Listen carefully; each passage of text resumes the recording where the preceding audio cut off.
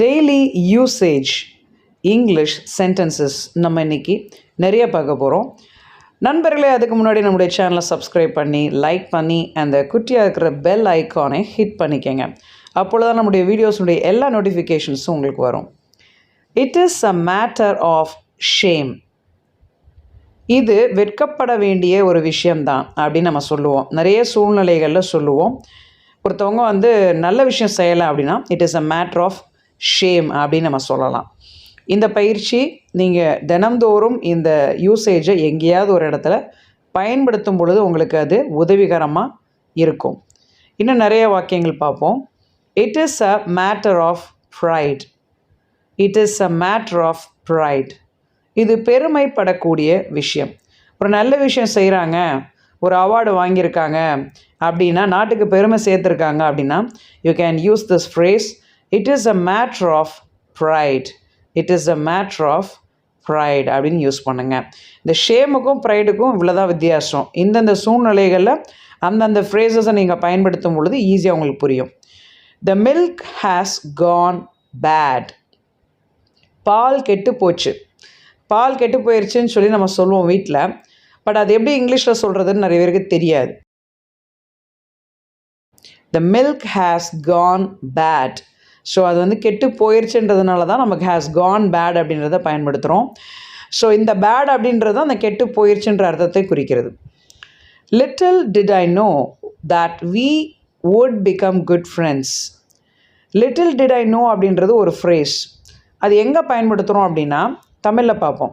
சத்தியமாக தெரியாது நம்ம நண்பராக மாறுவோம்னு.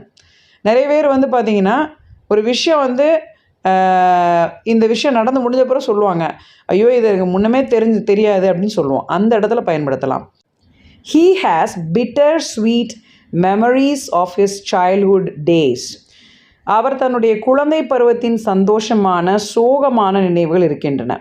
அவருக்கு என்னென்ன இருக்குது அப்படின்னா, இந்த பிட்டர் ஸ்வீட்னா அதாவது கசப்பும் இனிப்பும் கலந்த ஒரு நினைவுகள் அப்படின்னு சொல்லுவோம். அதை பார்த்தீங்கன்னா சந்தோஷமும் கவலையும் கலந்தது அப்படின்னு சொல்லும்போது நம்ம பயன்படுத்தக்கூடிய ஒரு அருமையான ஒரு ஃப்ரேஸ். இதை நீங்கள் பார்த்தீங்கன்னா நிறைய விஷயங்களில் இதை நீங்கள் பயன்படுத்தலாம். நீங்கள் ஒரு சென்டென்ஸ் எனக்கு காமெண்ட் செக்ஷனில் மறந்துடாமல் எனக்கு டெக்ஸ்ட் பண்ணி அனுப்புங்க. அடுத்தது, why are you blinking your ice.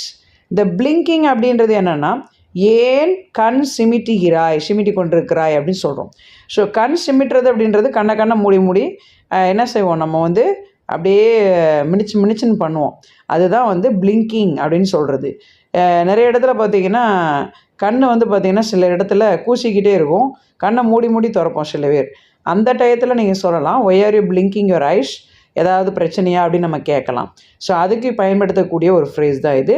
Next one, I don't feel like waking up. இன்றைக்கி எனக்கு எந்திரிக்கவே தோணலை.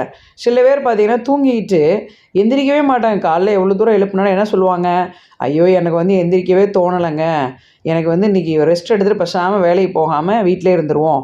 சில பேர் ஸ்கூல் போகிறத கட்டடிக்கிறதுக்கு இந்த மாதிரி சொல்லுவாங்க. I don't feel like waking up அப்படின்னு சொல்லுவாங்க. இதுவும் ஒரு நல்ல ஒரு ஃப்ரேஸ். இதை நீங்கள் ஏர்லி மார்னிங் பயன்படுத்திக்கலாம். ஆனால் தயவுசெய்து அடிக்கடி பயன்படுத்தாதீங்க, வீட்டில் அடி வாங்குவீங்க. To join our possible English online course kindly WhatsApp or contact. இந்த நம்பருக்கு நீங்கள் தொடர்பு கொள்ளலாம். ஆன்லைன் வகுப்புகள் போயிட்டுருக்கு. 7th ஜூலை உங்களுக்கு அடுத்த பேட்ச் 17th பேட்ச் நம்ம ஸ்டார்ட் பண்ணுறோம். ஸோ நீங்கள் சேரணுன்னா சேரலாம். ஹாய் ஃப்ரெண்ட்ஸ், இங்கே சென்னையில், கோவையில், மதுரையில் ஒரு நாள் முகாம் நடத்திருக்கிறோம். நீங்கள் சென்னைக்கு என்ரோல் பண்ணுறதா இருந்தால் சீக்கிரம் என்ரோல் பண்ணுங்கள். ஆகஸ்ட்டில் நம்ம கண்டிப்பாக சென்னை வர்றோம். ஃபர்ஸ்ட் டைம் நான் விசிட் பண்ண போகிறேன். ஸோ அதனால் வரவேற்கிறதுக்கு ரெடியாக இருங்க. ரைட். ஸோ இப்போ இந்த நம்பருக்கு நீங்கள் உடனே தொடர்பு கொண்டு உங்களுடைய பெயர்களை என்ரோல் பண்ணுங்கள்.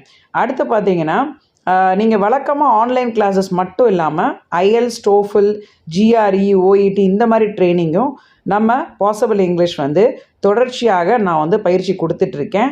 ஸோ சேரணுன்னா இந்த நம்பருக்கு காண்டாக்ட் பண்ணுங்கள். தேங்க்யூ.